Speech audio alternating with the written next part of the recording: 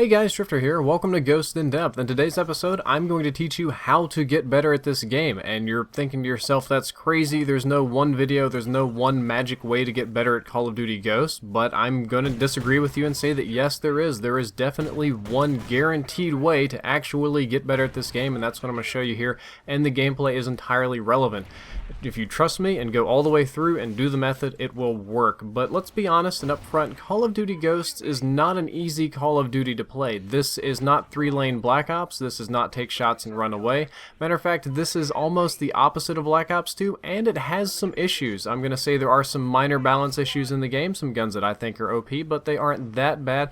There are some serious spawn issues. The spawn logic is totally different than what you're used to. It's weird, and the maps are also unusual. Not only are they dynamic, like the satellite crash, but they're enormous, and there are such weird little paths and flank routes, and your flank routes have flank routes, and yo dog, I heard you like flank routes, so we put flank routes in your flanking flank routes.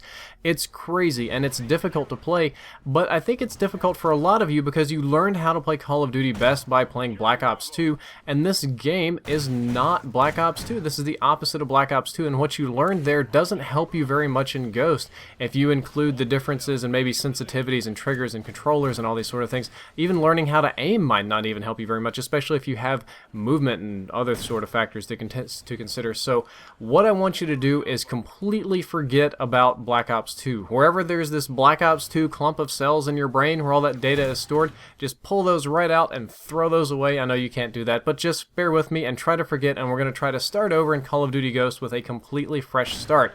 In order to do this challenge and in order to do better, what you need to do is in your operations menu, spend your squad points, keep going until you get the I have no idea what I'm doing challenge, which is kind of ironic because by the time you're done with the I have no idea what I'm doing challenge, you will definitely have an idea of what you're doing. And this challenge is the absolutely best way to do this. The way to do this challenge is you have to get 200 kills with ACOG, Akimbo, Magnums in Call of Duty Ghosts. That's 200 kills any way you want to do it, and the ACOGs don't help you. They don't change the range. They're actually a detriment to you because you waste points, and you have to run the 3 attachment perk to get that, so that wipes up some of your perk slots. So you're playing with some less than ideal guns with useless attachments, and your perk slots are kind of taken, so you're playing at a major, huge handicap, and this is a difficult challenge. This is not an easy challenge. Matter of fact, in all the Call of Duty games I've played, I can be honest with you, this is the hardest challenge that I have ever done. No other challenge has caused me to sweat and curse and bleed and cry like this one has. This one was a very, very difficult challenge. By the way, just take steady aim. You'll thank me later. Just take steady aim. It'll help you a lot. And now that I'm done with this challenge, now that I am done with this, I am much better at the game. I did this a couple weeks ago, and you can go through my in-depths and kind of see the gameplay, and you can see a quick jump. I'm in my 30s here. After I jump out of the 30s after doing this challenge, which took a couple days, my gameplay gets considerably better, and I am much more comfortable with the game. And you're going to ask yourself, okay, well, how does this crazy method work? Well, it works a lot like the Unchain Yourself video, which some of you may or may not have seen.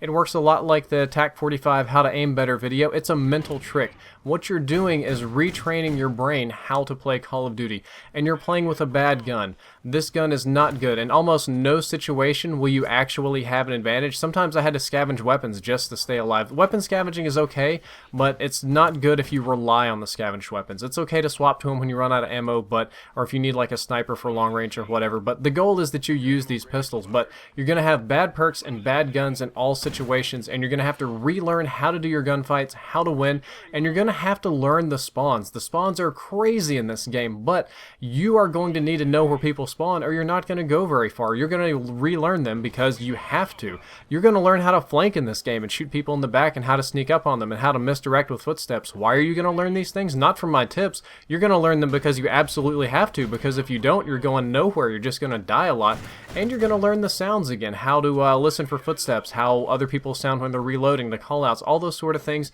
you're going to relearn, and it's going to help you. And in doing so, you're going to relearn how to kill again. You're going to relearn how to slaughter people in Call of Duty Ghosts. You're going to relearn how to win gunfights.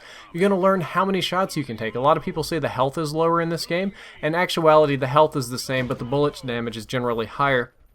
So a lot of people try to do this Black Ops kind of stuff where they scoot around corners and I can take a bullet or two and I can run away, but they have a bad feel for it because they're used for Black Ops. When you have akimbo pistols, you're going to have to do a lot of this scooting around corners nonsense and try and sneak away, and you're going to relearn how many bullets you can hit and learn take before you die or get hit by. So you're going to learn what engagements are safe and what engagements are not. And the trick to this is after you get your 200 kills and you get your challenge, go back to using real guns. Once you go back to using real guns after using akimbo ACOG magnums, it's going to seem like easy mode. It's going to seem like people don't even compete with you because you have range and accuracy and damage and all these sort of good things that you were missing before, and your perks again. You're going to feel like a little god. It's going to feel like you're on a turkey shoot and you're not playing a Call of Duty game. And this is not a magic trick. I am not a wizard. This isn't anything special. This is you relearning how to play Call of Duty. This is a mental trick. It's a simple mental trick, but it's a damned effective one, and I can promise you it will work. You see, this is the patch that you get. When you have this patch, when you have the 3D glasses, dog, when you can wear this in game and proudly say that I got 200 kills with akimbo plus ACOG magnums, you will be good at Call of Duty Ghosts, or you will certainly be much better than you are now. Well, guys, that's all for this episode. I hope you enjoyed it. I hope you learned something useful. Oh, hey, Ozzy, you're a good boy. If you did, don't forget to like, favorite, and subscribe. The previous episode was on Focus. You can click that box. It'll open in a new window. The next episode is going to be on the MTAR X. I'm going to try to do that one on next generation consoles. And I've got the Brass Monkey Ultimate app linked down there in the utility. As always, if you enjoyed, don't forget to subscribe. Drifter out.